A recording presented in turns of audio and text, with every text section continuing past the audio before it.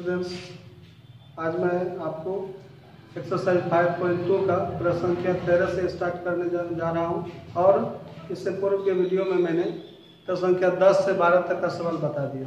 ठीक है, मुझे पूरा विश्वास है कि आपको इस चैप्टर का जितना भी शब्द समस्या हो उसको आपने आसानी से समझा होगा।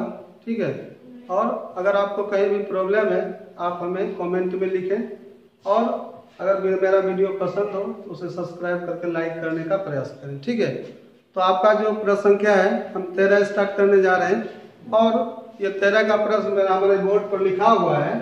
तो प्रश्न है आपका 3 अंकों की कितनी संख्याएं 7 से विभाज्य है। ठीक है, तो सबसे पहले ये देखना है कि यहाँ पर प्रश्न जो है 7 से विभाजित होने वाली संख्या का है। तो यह प्रश्न टाइप अलग, थोड़ा सा भाषा बदल सकता है। 7 से विभाजित होने वाली संख्या पूछा जाए, 7 का वर्ग पूछा जाए, ठीक है, 7 का गुणज पूछा जाए, तो तीनों स्थिति में सेम होगा।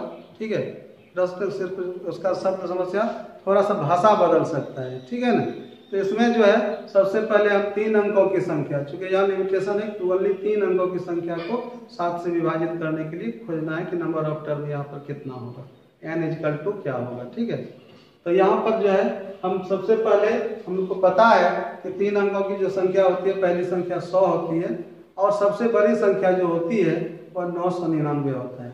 ठीक है, तो 3 अंकों की संख्या को हम एक लिमिटेशन में लाते हैं और उसको देखते हैं कि क्या यह संख्या 7 से पूर्णतः विभाजित हो रहा है कि नहीं। ठीक है, अगर नहीं हो रहा है तो ये उसके आगे कौन सा संख्या है, ये जरूरी नहीं है कि 3 अंकों की पहली संख्या 100 है तो वह 7 से विभाजित हो जाए, क्योंकि 100 जो है वह और 999 के बीच 3 अंकों की संख्या जो है कितनी संख्या हमें देखनी है। तो यहाँ पर जो है पहला संख्या जो है सॉल्यूशन में हम लिखते हैं कि 3 अंकों की सबसे छोटी संख्या 100 है और सबसे बड़ी संख्या 999 है। तो इसको हम चेक करते हैं कि क्या यह 7 से पूर्णतः विभाजित हो रहा है कि नहीं हो रहा है, तो कौन सी संख्या पूर्णतः विभाजित होने की स्थिति में है।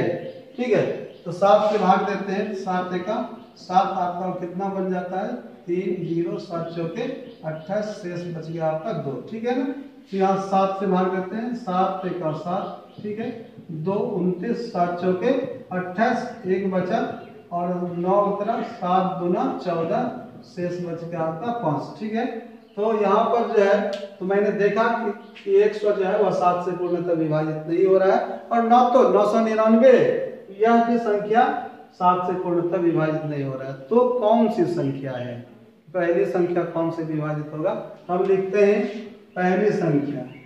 ठीक है, तो पहली संख्या के रूप में हम देखते हैं कि यहाँ तो पहली संख्या है तो हमें क्या लिखना पड़ेगा, तो 100 विभाजित नहीं हो रहा है तो 100 से हम डाउन नहीं जा सकते हैं। ये क्लियर है कि 100 से अधिक होगा, क्योंकि 100 से डाउन जाते हैं, नीचे आते हैं तो 99 जो 2 अंकों की संख्या बन जाता है। तो 100 से अधिक, पहले समझ लीजिए 100 से अधिक होगा कोई संख्या, और 999 से हम आगे नहीं जा सकते हैं, 999 का परवर्ती में नहीं जा सकते हैं ना, क्योंकि 999 की परवर्ती संख्या जो होता है वह 1000 होता है, जो 4 अंकों की संख्या बन जाती है। तो हमें पता चल रहा है कि 999 से छोटा होगा और 100 से बड़ा होगा, तो 100 से अधिक और 999 से कम। ठीक है, तो 100 प्लस लिखते हैं और 900 यहाँ पर हम लिखते हैं अंतिम संख्या के बारे में कि अंतिम संख्या कौन सा है, तो 999 माइनस का प्रयोग करके रख लेते हैं। ठीक है, पहले स्थिति समझ में आ गया होगा, 100 से अधिक और 999 से कम। अधिक का मतलब प्लस होगा, कम का मतलब माइनस होगा। तो यहाँ पर जो है, यहाँ पर कौन सी संख्या, तो चूंकि यहाँ से 2 बच रहा है तो 7 पहली बार 7 को कटा रहा है। ठीक है, 7 का पहला वर्ग 7 है और रिमाइंडर यहाँ पर शेष 2 उसके पास 100 के पास है, तो इसका मतलब 5 और डिमांड कर रहा है कि 5 और अगर होता तो 5 2 7 हो जाता ना, तो वह 7 पूर्णतः 7 को काटाता। ठीक है, तो यहाँ पर 5 आ रहा है, हम डायरेक्ट भी समझ करके 5 ऐड कर सकते हैं, नहीं तो इसका क्रिया समझ लीजिए, भाजक में से इसको घटा करके ऐड कर देना है, 7 - 2। ठीक है, इसको याद रखिएगा, भाजक में से इसको घटा करके ऐड करना है। तो यहाँ पर हो जाएगा 100 + 5 = 105। ठीक है, यही 5 आया। उसके बाद अंतिम संख्या के लिए कुछ भी दिमाग नहीं लगाना है, तो चूंकि यहाँ पर जो शेष बच रहा है वही शेष अगर घट जाता है तो वह संख्या पूर्णतः 7 से विभाजित हो जाएगा। तो यहाँ पर शेष 5 को सिर्फ शेष को घटा देना है ना, ठीक है, 999 में 5 घट जाता है 994 हो जाता है। इस तरह से 3 अंकों की संख्या पहली संख्या 7 से विभाजित होने वाला, इसलिए प्राप्त एपी में हम लिख सकते हैं एक ऐसा एपी प्राप्त हो रहा है 7 से विभाजित होने वाली संख्याओं का, जिसका फर्स्ट टर्म 105 है और 7 से विभाजित होने वाली संख्या 7 डिफरेंस बनाते हुए आगे बढ़ेगा। ऐड करते जाना है 7, 105 7 112, 112 7 119, कुछ संख्याओं को लिख लेना है और लास्ट संख्या आपका है 994, जो व्यापक पद बन रहा है और यह अंतिम पद है। ठीक है, इसके लिए तो यहाँ इस एपी को चलाइए। ठीक है, इस एपी को बनाइए। क्या होगा, एपी है तो एडी है डायरेक्ट, तो हम लिखेंगे हियर a = 105, b = 7। क्यों 7 लिख रहे हैं? आपको लग रहा होगा कि घटाया नहीं, यहाँ घटाने की आवश्यकता नहीं है, क्योंकि मैंने एपी जो है अपने से लिखा है 7 बराबर है, ये कर दिया है, तो घटा भी दीजिएगा तो कोई दिक्कत नहीं है। यहाँ 7 लिखते हैं और ये an का मान है आपका, an = 994। आपको पता चल गया होगा an का फॉर्म AND में होता है, AD का मान रखने से ऑटोमेटिक n का मान प्राप्त होता है। देखिए इसको सॉल्व, ठीक है, सॉल्यूशन करके दिखाते हैं। a + n - 1 × d = 994। a का मान क्या हो जाएगा आपका 105 + n - 1 × d का मान कितना चल रहा है 7 = 994। ठीक है, तो ये जाएगा लेफ्ट से राइट, आपका लेफ्ट में क्या बचेगा n - 1 × 7 = 994, माइनस हो जाएगा 105, और जब ये घटेगा, ठीक है, n - 1 = हो जाएगा आपका, घट करके कितना बचेगा आपका, तो 14 में 5 जाएगा 9 होगा, 9 में 9 तो यहाँ 0 बचा, 8 बचा है, यहाँ 8 होगा, यहाँ 9 में 1 जाएगा 889 होगा। कॉमन डिफरेंस गुना है तो कहाँ जाता है, अपन बटे में जाता है 7, जिससे भाग देने पर 127 प्राप्त होता है। 7 × 7 1 बचा 18, 7 × 14 4 49 हुआ, 7 149 या n = आपका जो मान है 127 प्लस 1 जाएगा, माइनस 1 लेफ्ट में रहता है ना, तो प्लस 1 जाएगा, इसलिए n = 128।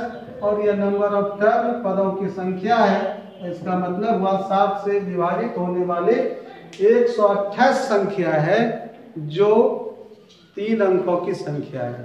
ठीक है, इस तरह से आपका आंसर हो जाएगा 128।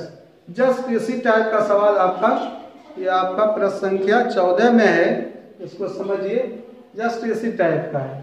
आप अपने से भी सवाल को बना सकते हैं। ठीक है, तो यहाँ पर ये सवाल जो है शॉर्ट टाइप में भी पूछा जा सकता है, ऑब्जेक्टिव की बनने की स्थिति में है, तो ऑब्जेक्टिव जब हम इसको बनाएंगे तो हम बताएंगे कि इसका ट्रिक क्या होगा। ठीक है ना। इसके बाद अगला सवाल 14 नंबर में 10 और 250 के बीच, ठीक है, प्रश्न संख्या आपका हो जाएगा 14। 10 और 250 के बीच 4 के कितने गुणज हैं, कितने गुणज हैं। ठीक है, कितने गुणज हैं, मैं बताया था कि यही सवाल है आपका, गुणज का होना, अपवर्त का होना या विभाजित होने वाली संख्या का होना। जस्ट एक ही सवाल होगा, आप उसी तरह से सॉल्यूशन कीजिए, इसमें हमें ज़्यादा पढ़ने की जरूरत नहीं है। आपका जो सवाल है संख्या 10 है और 250 के बीच कोई ना है, लिमिटेशन दिया गया है, तो 10 में हम 4 से भाग देंगे और 250 में भी 4 से भाग देंगे। 4 दूना 8, शेष बच जाएगा 2, 4 से भाग देंगे 4 6 के 24, 1 0। ठीक है, यहाँ कैंसिल हो जाएगा, 4 दूना 8, शेष बच जाएगा आपका 2।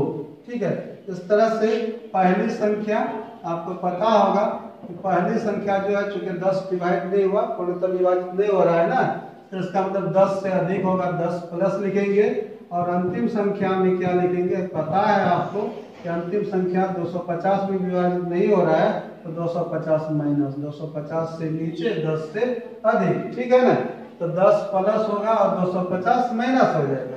ठीक है, तो 10 प्लस क्या होगा, तो आपको डिमांड है कि 4 पहली बार 4 को कटाता है, 2 शेष इसके पास है, तो 2 जरूरत है ना, तो 2 जरूरत है, आपको बना करके कैसे दिखाना है, तो भाजक माइनस शेष। ठीक है ना, तो यहाँ 10 प्लस 2 होगा तो 12। ठीक है, आपका ये डिमांड चल रहा था ना 2 का। ठीक है, यहाँ पर मैंने क्या बताया था, कुछ भी दिमाग नहीं लगाना है, आपको सिर्फ शेष को घटा देना है, 248। इसलिए प्राप्त एपी आपका क्या हो जाएगा, देखिए प्राप्त एपी पहली संख्या कौन हो गया 12 और आपका एपी जो प्राप्त होगा वो 4 का गुणज चल रहा है। तो 4 का गुणज क्या होता है, 4 डिफरेंस लेकर के बढ़ेगा तो 4 12 4 16 हो जाएगा, 16 4 20 हो जाएगा डॉट, और लास्ट संख्या है आपका 248। ठीक है, तो इस एपी को सॉल्व कीजिए कि here A equal to 12 B equal to common difference क्योंकि आपने अपने से खुद बनाया है तो क्या हो जाएगा 4 हो जाएगा, घटा करके भी लिख सकते हैं। अगला लास्ट टर्म आपका व्यापक पद है एन, nth टर्म है 248। ठीक है, तो यहाँ जो है 248 एन का फॉर्म डाउन में आएगा A plus N minus 1 into D equal to 248। Solve करते हैं ना तो ए का वैल्यू आपको 4 प्लस एन 12 होगा, 12 plus N minus 1 into D का मान 4 बैठाते हैं, 2 बराबर 248 चल रहा है। तो लेफ्ट से राइट 12 जाएगा, 10 minus 1 into common difference 4 equal to 248 minus 12 हो जाएगा क्योंकि प्लस 12 चल रहा है लेफ्ट में, और कॉमन डिफरेंस बटे में जाएगा 10 माइनस 1 इक्वल टू घट करके बचेगा 236 और बटे में क्या हो जाएगा कॉमन डिफरेंस का मान 4 और कटेगा कि आपका हो जाएगा 4 5 20 4 9 36 59 हो जाएगा। या n इक्वल टू 59 माइनस 1 जाएगा तो प्लस 1 बनेगा, इसलिए n इक्वल टू 60 हो जाएगा। ठीक है, सिंपल सा सवाल था आपका। इसी तरह से आपको जो 13 था वही 14 है। ठीक है, इसको भी सॉल्व कर दिया गया। अगला सवाल है आपका प्रश्न संख्या आपका हो जाएगा 15 नंबर। ठीक है, तो प्रश्न संख्या 15 में क्या है तो इसको आप देखिए। प्रश्न संख्या 15 हम लिख रहे हैं कि n के किस मान के लिए, प्रश्न पहले से क्लियर है, किसका मान निकालना है n का। ठीक है, तो प्रश्न आपका बना हुआ है कि n के किन मानों के लिए, किस मान के लिए लिखते हैं n के किस मान के लिए। प्रश्न संख्या 15